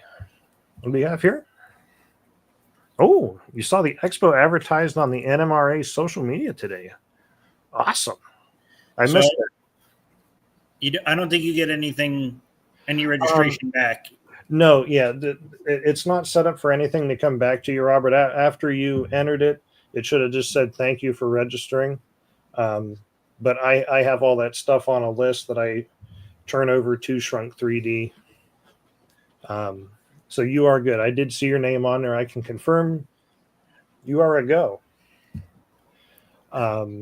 Andrew's collecting everybody's personal data. No, I am not. Let's not even joke about that. I don't want. And that's the thing. I'm not retaining any of that after this. Like, if you register for the Shrunk 3D thing, that is just for them, not for me. You got 5 minutes left, so I don't know what else you're going to give away here. But all right. What else am I going to give away? All right, hang on. Let's see. I got to switch screens here for a moment. A date with Larry Otis. No. And earplugs. We might go a little bit more than 5 minutes here. It might take. Oh my gosh! So I need my beauty sleep. This certificate grants you won't actually get a certificate. This is just for visual aid. So what we're going to give away. Oh, thanks for including me. Yeah. Oh, inclusion. It's everything nowadays. We will do for this particular giveaway. We will do 2-day passes, which of course gets you in a half hour early and all the other aforementioned benefits, to the Great Lakes Large Scale Train Expo. And as soon as I find my stuff for the giveaway screen. Oh, here we go again. Oh no, I just have to go back and update this. Okay. And remember what the heck I was going to make the hashtag. Let's see. That's it. So if you would like to enter to win. I'd like to enter to win. You won already, buddy. You get to do this show with me. Oh. So all you got to enter in the chat on Facebook or YouTube is hashtag Expo at hashtag Larry Slot. No, Bill Lynch. No, just no. Enter hashtag Expo in the chat to enter the giveaway, and you will receive 2-day passes. And I should mention, if you already bought your tickets, I guess we could refund what you paid for your tickets if you already bought them. I think that sounds reasonable. But 2-day passes. So while folks are entering that in there, see if I can switch gears back to what I was doing. Find the right screen again. There we go. So one thing I didn't get to mention, if we look at our last newsletter that went out, our mega update that had all kinds of stuff in it. Mega update. So of course, there is a schedule. This is on the website as well. There's on the menu. There's a thing for the schedule, but as you can see, we have it pretty well scheduled out. The hourly door prizes, entries for the modeling contests that are registered need to be turned in. Hey, Greg Weaver. Yeah, he's coming to the expo. I'm excited to see him. I haven't seen him in a while. We have several clinics that are going to take place. Frank Dunbar from the Lakeshore Garden Railway Club is going to have a clinic on good enough, simple landscape concepts for garden railroads. We'll actually be doing that both days. Our friend David from Splitjaw will be doing a clinic on conductivity, explaining what it is, why it matters, and how to maximize it on your layout. Of course, each day, the Hopper Topper Challenge, Mr. Straczynski is running. He will have a winner each day. I believe he has some sort of prize. I don't want to mention it because I don't know if he was specific on that yet or not, but whoever can load the Southern specific, whoever can load the most weight into the hoppers, I think in like a 4-minute time period, will be the winner each day. Of course, 3:30 each day will be the drawing for the kids to see who wins a starter set. Hey, that Nico Corbo guy will be doing a clinic on modular layouts, the basic of construction and setup. I got to learn about those things. Oh, maybe the Lakeshore Garden Railway Club can teach you. There you go. They seem like they got a pretty good setup going with their modular layout. And someone will probably ask the question I've been asked already, if we're going to record any of the clinics, and that is an amazing idea. And I got to figure out how we're going to make that happen. Because I don't think I'm going to be having time to just stand there and do it. Of course, again, Saturday again, Mr. Frank Dunbar will be doing his clinic again. Modeling contest ending. We will have, I probably scrolled past that, the youth clinics on Friday, 3 p.m. to 4 p.m. There will be a clinic for flat cars. And then on Saturday, 12 p.m., we'll have the, wrong 12 p.m. Several things for 12 p.m. there. Will be another youth flat car clinic the Junks is doing. Of course, at 1 p.m., we will have a clinic by Marty Knox from Ridge Locomotive Works on this kind of aimed more towards live steam people, but maximizing the life from your boiler, the best ways to design, operate, and maintain boilers. There'll be another youth clinic at 1:30 Saturday for the buildings. Of course, we'll have announcements for another Hopper Topper Challenge winner. 3:30 we'll have another kids prize drawing. I think it's going to be a pretty busy couple of days, to be honest with you. It's going to be a busy week for me. Busy. Busy. You got a question there. Yep. What is the prize for the modeling contest? That's not my question. That's yours. Well, my prize was different than your prize, so my original prize. Ah, okay. I'm like, what the heck are you talking about? You're gonna win Expo bucks, which is good at any of the vendors inside of the expo. So first prize is 25, right? 25, 15, and 10. I think that's what you said. Yep. So first prize gets 25 Expo bucks. Second prize, 15 Expo bucks, and last prize is 10 Expo bucks. And actually, you said that jogged my mind. The first 100 folks to buy their tickets online to get entered into the special prize drawing, that's actually going to be a similar thing. You will get $100 in Expo bucks to spend at any of the vendors. If you win that special prize drawing. Yeah, I think that's what we were talking about, right? That's a highlight for me, seeing Larry. Yeah.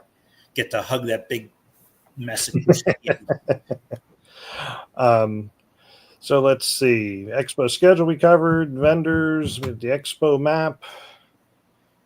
Door prizes, clinics and presentations we went over. Oh, the white elephant table. You didn't mention that. Yes, white elephant. So if you're coming to the expo and you have some things you'd like to sell, but not enough to get a table, or you don't want to hassle with it, you can register for the white elephant table, which, correct me if I'm wrong, Nico, but you don't have to register in advance. They can do it. You can do it at the show. So essentially, you tell us your name, what the item is, if there's any issues with it, how much you want for it, right? Yep. Whether that's fixed or a price range. And if it doesn't sell, you don't owe anything. If it does sell, I got to look here. If it does sell, it's what, 15% commission? Correct. It's like. So that could be a good way if you just have a couple things that you would like to get rid of. Or if you're like me and I don't want to get a table, and I'll just have Nico sell it for me and pay him. And then just remember that everything has to be picked up at the end of the day on Saturday. If you don't pick it up, it becomes my property. What? I don't see that written in there. Wait a minute. What are you talking about here? So, yeah.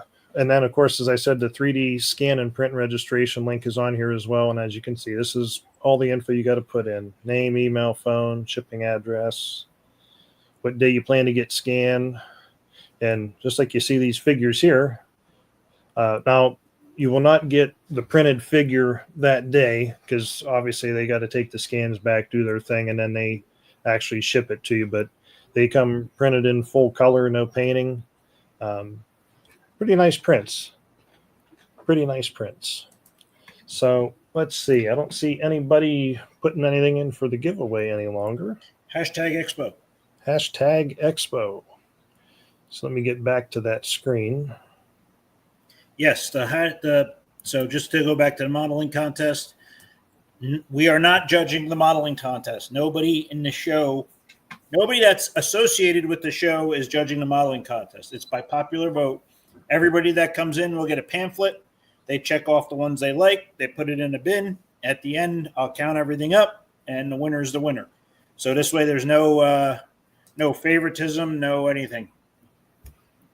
It's just by people coming in, looking at your model. If they like it, they check it off, and you win. I like that.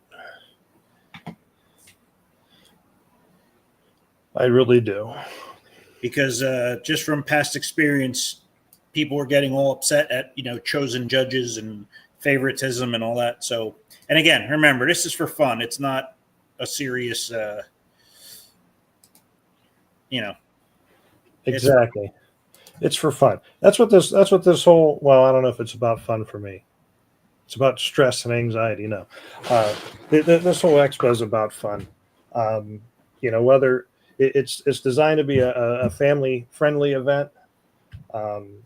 There's plenty of things for the kids to come in and do. Between the kids clinics, and the other stuff is open to adults as well. If you want to try out the switching puzzle or Mr. Straczynski's Hopper Topper Challenge, you can. Of course, we'll have several operating layouts there. What we got here? So the winner has Expo bucks to spend after the show is over. Hey, that doesn't make sense, Nico. That wasn't my idea. That was your idea with the bucks. We might have to rethink that one. Because when is the judging? I think I said it was going to be over by like 1:00 or something on Saturday. Okay. So you would still have time once you won to spend your bucks, but we'll revisit that. We'll let you know. It may vary. Yeah. It's one of Andrew's brilliant ideas. Oh, too much sun baking me apparently. So, let's see who our lucky winner is going to be of two-day passes to the expo. Two-day passes. Two. Who is it? Wow, that's really scrolling.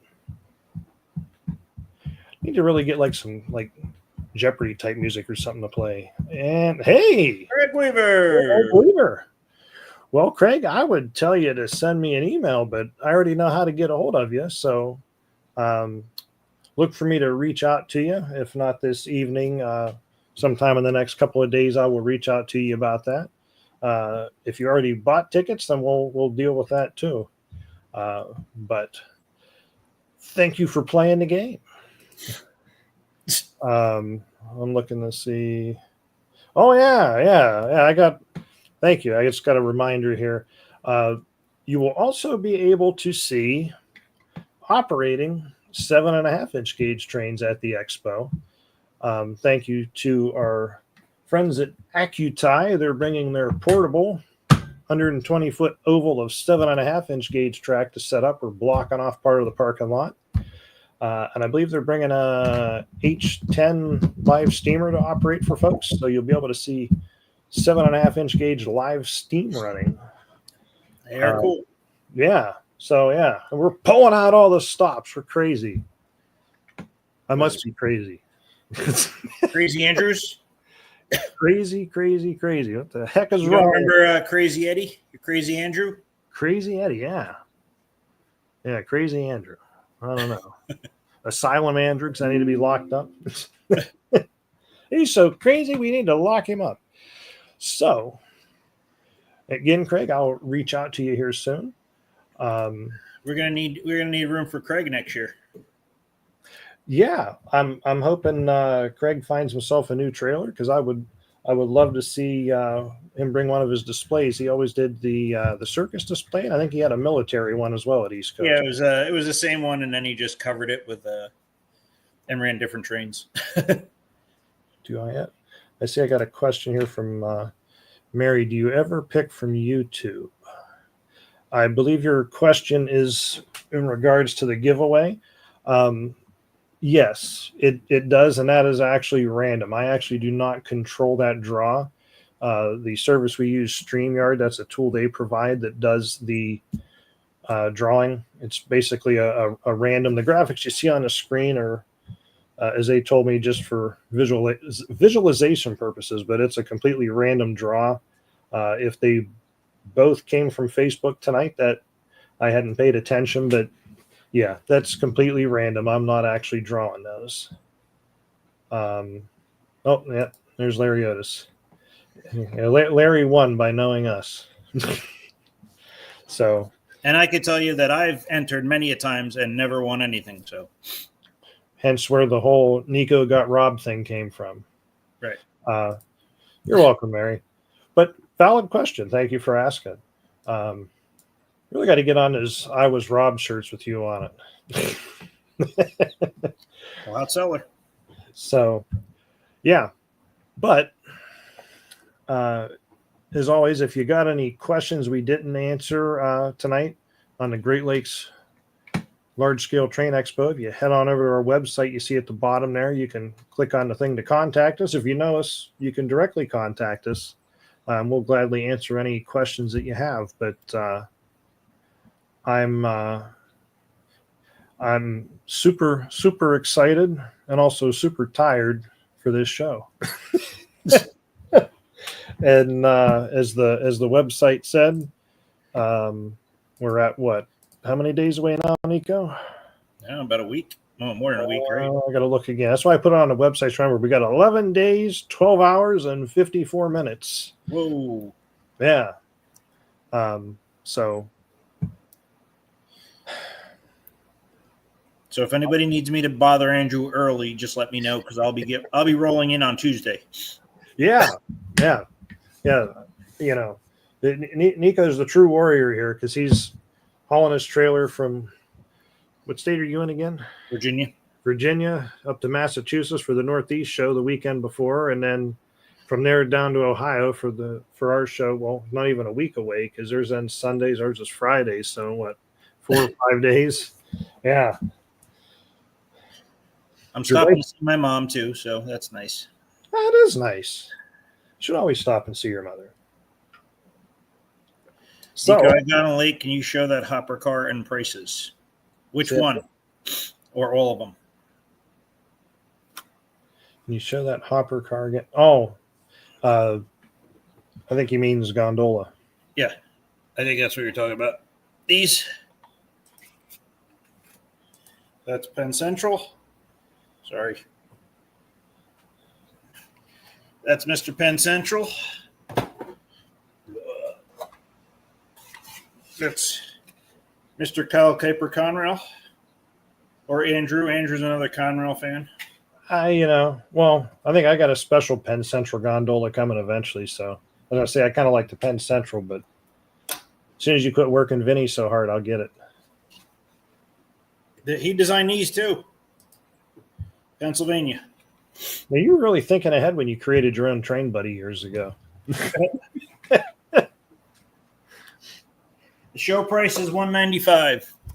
They'll be on the website eventually. I'm not putting a timeline on it because I'm tired of building gondolas right now. I was going to say, it's been a full-time process for you. Yeah. And they come with, KD couplers and KD trucks. 100-ton roller bearings. Nice. So we look forward to any and all of you that are coming to the expo. Bill Lynch asked about a kit price there. I don't have a kit as of yet, but if I get enough interest in kits, I will offer them as a kit. Okay. So any and all of you that are planning to come to the Great Lakes Large Scale Train Expo, we look forward to seeing you there. Of course, Yes. Nico looks forward to seeing you at the Northeast show if you're attending up there. Stop by and say hello. So we will. Huh. Okay, more questions. Animal wants to know what's the way to the Gons. I don't know off the top of my head. Sorry. I'll message you later. You're catching Nico after his pre-Andrew drinks. Here, I'll go get my scale. Hold on. Uh-oh. He's going to get the scale now. He'd like some catchy music for going to get the scale. Hang on, let me see. I got any music? Get into space. Ooh.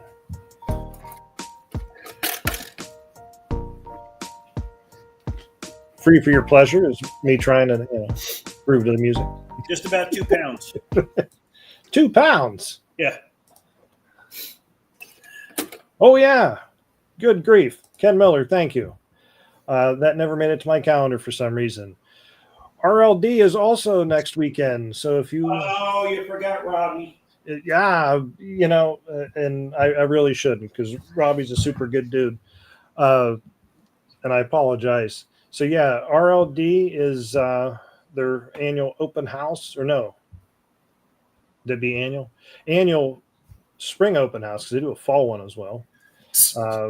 And because people just can't stop showing up early, Robbie said to heck with it. We might as well make it 3 days. So now it is Thursday, Friday, and Saturday. I'm looking forward to when it becomes like a 7-day event, RLD Palooza maybe. So yes, that is coming up. And actually that reminded me also, because I just saw it the other day, the East Coast Large Scale Train Show, they did put dates up on their website. It is actually the week after our show, so that would be ours is May 9th and 10th. So May. It's right on the screen if you just look up. Oh, is it? Nope, there it is. Thank you, nice guy. May 16th and 17th. It is in Annapolis. I don't know if it's the same exact spot in the plaza there, but same plaza that Star Hobby's in.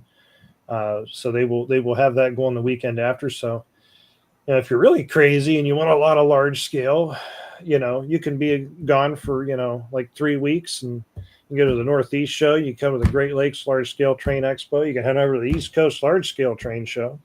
And if there's somebody else psychotic out there who'd like to start a 4th show, we could just have like a whole month of large scale shows. There you go. Everybody would have to take off the month of May.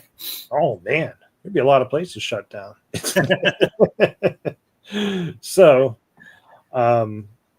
again, thank you everybody for tuning in, and we look forward to seeing you at any of the shows that we'll be at that you may be attending. Our next show, of course, will be. Of course, I'll be attending more than Andrew, so just, will be the month of May.